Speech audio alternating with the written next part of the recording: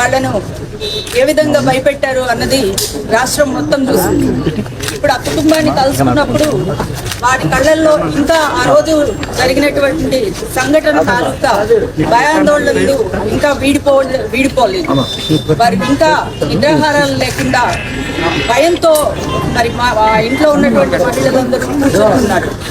ఇలాంటి దమనకాండకు గౌరవ మాజీ ముఖ్యమంత్రి వర్యులు, వైఎస్ఆర్ కాంగ్రెస్ పార్టీ అధ్యక్షులు ఆ కుటుంబానికి వారి యొక్క సంఘీభావం తెలియజేసి వారికి అండగా ఉంటాను అని తెలియజెప్పడానికి రేపు అంబటి రాంబాబు గారి రావడం జరుగుతూ ఉంది. అందుకు ఈరోజు మేమందరం వచ్చి ఆ కుటుంబాన్ని పరామర్శిస్తే ఇప్పుడే వాళ్ళ పాప చెప్తా ఉన్నారు, మళ్ళీ తిరిగి పోలీస్ కస్టడీకి తీసుకుని ఆయన్ని శారీరకంగా మానసికంగా మళ్ళీ వేదనకు గురి చేసి ఆయన్ని కొట్టాలని చూస్తున్నారని చెప్పేసి తెలియజేస్తా ఉన్నారు. దారుణం ఏమిటంటే ఈ మహిళలందరూ ఉన్న ఇంట్లో ఒక ఎమ్మెల్యే వచ్చేసి, మహిళా ఎమ్మెల్యే వచ్చేసి వాళ్ళ ఇంటి మీద పడి దాడులు చేయించడం అన్నది చూస్తుంటే నిజంగా చాలా ఘోరంగా అనిపిస్తూ ఉంది. రాష్ట్రంలో శాంతి భద్రతలు కాపాడాల్సినటువంటి పోలీసులు దగ్గరుండి ఈ దారుణకాండను జరిపించడం చూస్తుంటే మనం ఎక్కడ ఏ పాలనలో ఉన్నామా, ఏ యుగంలో ఉన్నామా అనే అనుమానం వస్తుంది. మనం రాక్షస యుగంలో ఉన్నామా, ఈరోజు త్రేతాయుగం దాటాము, ద్వాపర యుగం దాటాము, కలియుగంలోకి వచ్చాము. రాజ్యాంగాన్ని డాక్టర్ బిఆర్ అంబేద్కర్ గారు ఇచ్చినటువంటి రాజ్యాంగాన్ని అమలు చేసుకుంటూ శాంతియుతంగా ఉండాల్సినటువంటి రాష్ట్రంలో రెడ్ బుక్ పాలన అని చెప్పి మొదలుపెట్టి ఈరోజు అందరినీ కూడా వారికి ఎవరైతే టార్గెట్ చేశారో మొత్తం వైఎస్ఆర్ కాంగ్రెస్ పార్టీ లీడర్స్ అందరినీ కూడా అరెస్టులు చేసుకుంటూ పోతూ మరి ఏమాత్రం ఒక ఎలా ఇబ్బంది పెట్టాలని కార్యకర్తలందరినీ కూడా భయభ్రాంతులకు గురి చేస్తున్నటువంటి ఈ రాక్షస పాలన ఖచ్చితంగా పోవాలంటే దాన్ని మనం రాష్ట్రపతి గారికి నివేదించుకొని గవర్నర్ పాలన విధిస్తే తప్పితే ఈ రెడ్ బుక్ రాజ్యాంగానికి అంతం లేదని కూడా తెలియజేస్తా ఉన్నాం. మా మాజీ ముఖ్యమంత్రి వర్యులు, మా అధ్యక్షులు వారు మరి కుటుంబాలకు తర్వాత జోగి రమేష్ గారి కుటుంబం మీద కూడా పెట్రోల్ బాంబు దాడులు చేయడం జరిగింది. శుక్రవారం వారిని పరామర్శిస్తారు. రేపు ఇక్కడికి రావడం జరుగుతుంది. కాబట్టి మా మీద ఏమైనా ఈగవాలితే, మా నాయకుడి మీద ఈగవాలినా గానీ ప్రభుత్వాన్ని ఖచ్చితంగా మా కార్యకర్తలందరూ కూడా ఏం చేయాలో అది తర్వాత తెలుస్తారని కూడా నేను తెలియజేసుకుంటా ఉన్నా.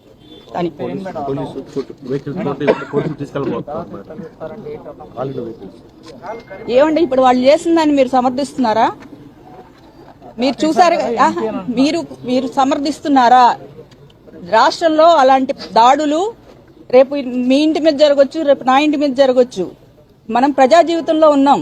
స్వేచ్ఛగా బయటకు వెళ్లే అవకాశాలు మనకు ఉండాలా లేదా అన్నది మీరు చెప్పండి.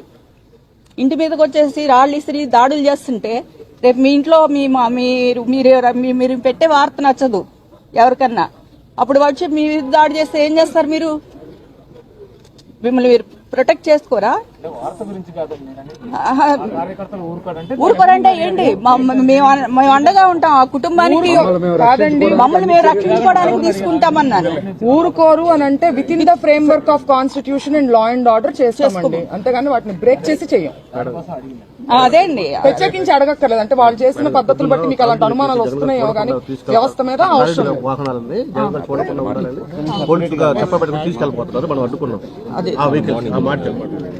మార్నింగ్ కాల్ చేసిన వెహికల్ తీసుకెళ్ళి పోలీసు వారు తీసుకెళ్తుంటే మనం అడ్డుకున్నాం. ఈ రోజు మళ్ళీ మన కారు ఇక్కడే తగలబెట్టారు, అందరూ కూడా చూశారు దాన్ని. మరి రేపు మా అధ్యక్షుల వారు చూడకుండా దాన్ని తరలించడానికి ఈరోజు పొద్దున పోలీసులు ప్రయత్నం చేసింది కూడా మరి వీరందరూ అడ్డుకోవడం జరిగిందని చెప్పి తెలియజేస్తా ఉన్నారు. చెప్పండి.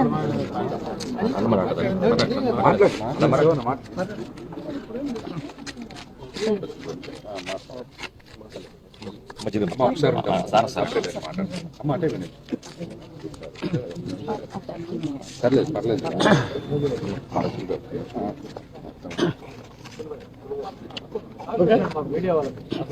అందరికీ నమస్కారం.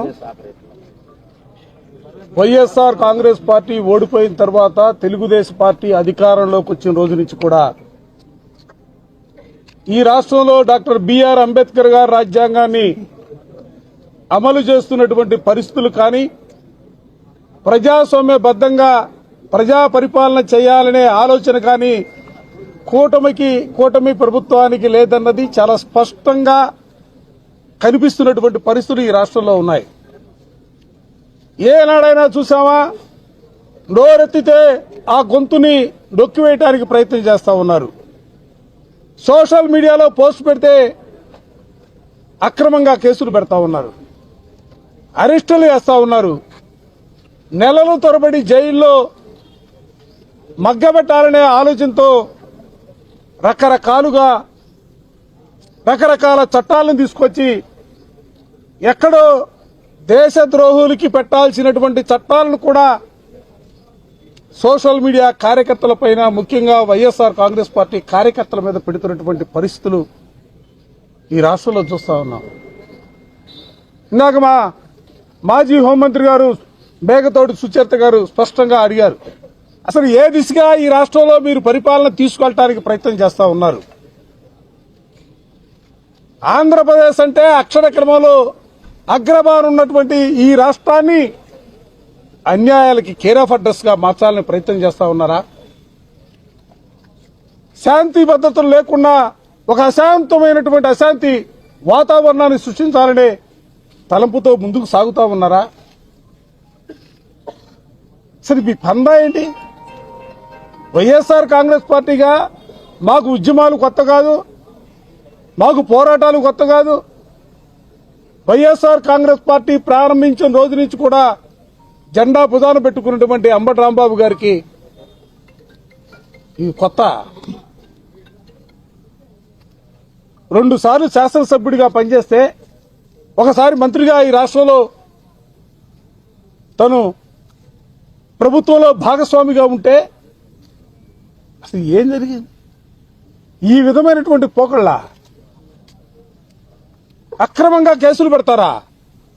అన్యాయంగా గంటల తరబడి దాడులు చేస్తారా? అసలు ఏమనుకుంటా ఉన్నారు? రాష్ట్ర చరిత్రలో చాలా ప్రభుత్వాలు వచ్చాయి, చాలా రాజకీయ పార్టీలు ఈ రాష్ట్రంలో ఉన్నాయి. ప్రభుత్వాలు మారిపోతూ ఉంటాయి. మీరు 2014 నుంచి 19 వరకు ఈ రాష్ట్రంలో పరిపాలన చేశారు. 19 నుంచి 24 వరకు వైఎస్ఆర్ కాంగ్రెస్ పార్టీ అధికారంలో ఉంది. మరలా తిరిగి ఈరోజు మీరు అధికారంలోకి వచ్చారు. రేపు ఎన్నికలు జరిగినా తిరిగి వైఎస్ఆర్ కాంగ్రెస్ పార్టీ అధికారంలో రావటం ఇవాళ ప్రజలకు ఖాయంగా చెబుతున్నటువంటి మాట. కేవలం డైవర్ట్ రాజకీయాల కోసం, అంటే లడ్డుకు సంబంధించినటువంటి అంశం వెలుగులోకి వస్తే, వాస్తవాలు బయటకు వస్తే, ఆ వచ్చినటువంటి వాస్తవాలను మరుగున పెట్టాలా, ప్రజల్ని డైవర్ట్ చేయాలనే ఆలోచనతోనే అంబటి రాంబాబు గారి ఇంటి మీద దాడి జరిగినా, మరో మాజీ మంత్రి జోగి రమేష్ గారి ఇంటి మీద దాడి జరిగినా కూడా ఈ 2 సంఘటనలు ఈ దశగా ఉన్నాయి. నేను ఒకటే చెప్పదలుచుకున్నా, అరచేతిని అడ్డు పెట్టి సూర్యకాంతి నాపాలనే ప్రయత్నం చేస్తే ప్రతిఫలం ఏ విధంగా ఉంటుందో వైఎస్ఆర్ కాంగ్రెస్ పార్టీకి సంబంధించినటువంటి నాయకుల పైన, ముఖ్యంగా రాంబాబు గారి పైన, అక్కడ రమేష్ గారి పైన దాడులతో భయపెట్టాలంటే రాంబాబు భయపడతాడా? జోగి రమేష్ భయపడతాడా? రాంబాబుకి కేసులు కొత్త, మాట్లాడటం కొత్త, పార్టీలో పనిచేయడం కొత్త.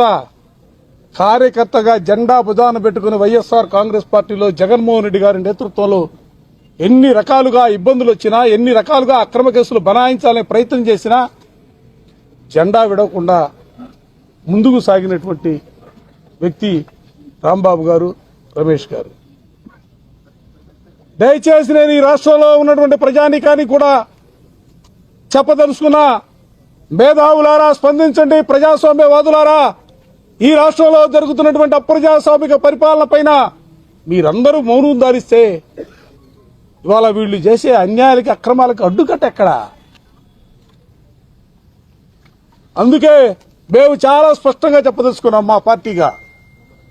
మీకు తెలుసు, ఈ రాష్ట్రంలో వైఎస్ఆర్ కాంగ్రెస్ పార్టీ కార్యకర్తకి ఎక్కడైనా ఏ చిన్న ఇబ్బంది వచ్చినా కూడా పార్టీ యావత్తు కూడా అండగా నిలబడుతున్నటువంటి వైనం కానీ మా ప్రీతమ నాయకుడు పార్టీ అధ్యక్షులు గౌరవనీయులు జగన్మోహన్ రెడ్డి గారు వాళ్ళ ఇళ్లకొచ్చి పరామర్శించి వాళ్ళకి అండగా నిలబడే కార్యక్రమాన్ని తీసుకున్నటువంటి వైనం కానీ భవిష్యత్తుకు సంబంధించి కూడా ఈ అక్రమంగా కేసులు పెట్టినటువంటి వైనంలో కానీ ఈ దాడులకు సంబంధించి కానీ ఇవన్నీ కూడా చెరిగిపోని నిజాలుగా మా అందరి మనసుల్లో ఉంటాయి.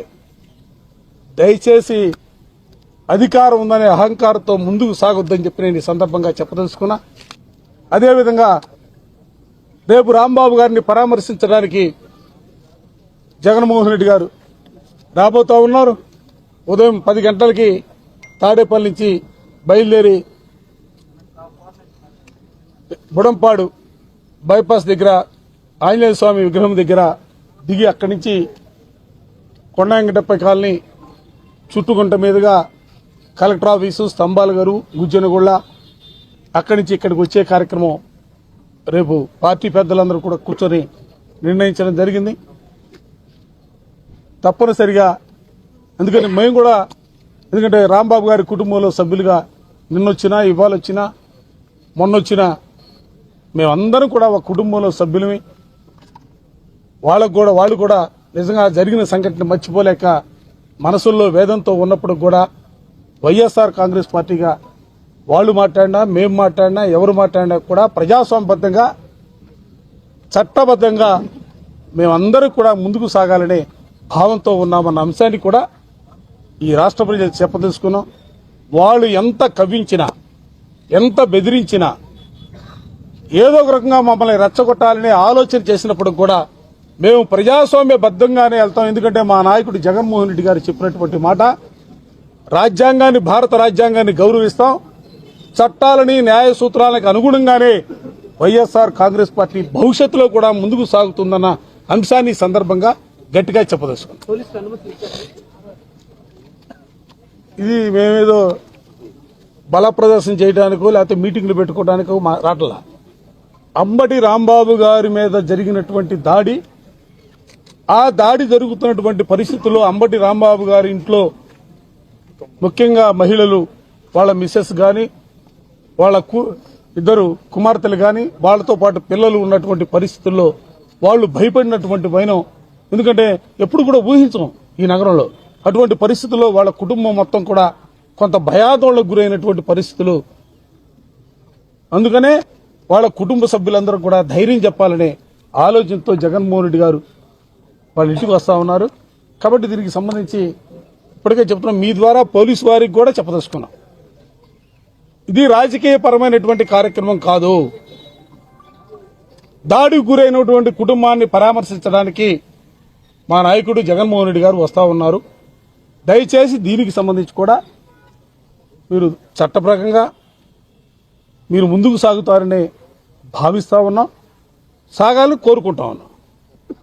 రాంబాబు గారే స్వయంగా అడ్వకేట్ ద్వారా పట్టాపురం స్టేషన్ ఫిర్యాదు చేశారు. 25 మంది తెలుగుదేశం నాయకుల పేరు ఇంక్లూడింగ్ ఎమ్మెల్యే, కానీ ఒక పేరుతో ఎఫ్ఐఆర్ కట్టారు, అదర్స్ అని పెట్టేశారు. ఎలా చూస్తారు ఎఫ్ఐఆర్? చూసేదేముంది, వాళ్ళ పరిస్థితులు మన కళ్ళకు కట్టినట్టు కనిపిస్తా ఉన్నాయి. మేము ఎందుకంటే రాంబాబు గారు స్వయంగా ఇచ్చినటువంటి రిపోర్ట్ను కూడా పక్కన పెట్టారంటే దాని మీద ఇక్కడ న్యాయం జరగకపోతే న్యాయస్థానం హైకోర్టు తలుపు తడతాం, హైకోర్టులో న్యాయం కోసం పోరాటం చేస్తాం, కంప్లైంట్లు అక్కడ వేసేస్తాం. ఇక్కడ పెట్టకపోతే ఇక్కడ న్యాయం జరిగిద్దని భావిస్తా ఉన్నాం. ఇక్కడ న్యాయం జరగదు, ఇక్కడ జరగకపోతే నెక్స్ట్ స్టెప్ కోర్టు తలుపు తడతాం, కోర్టులో వేస్తాం.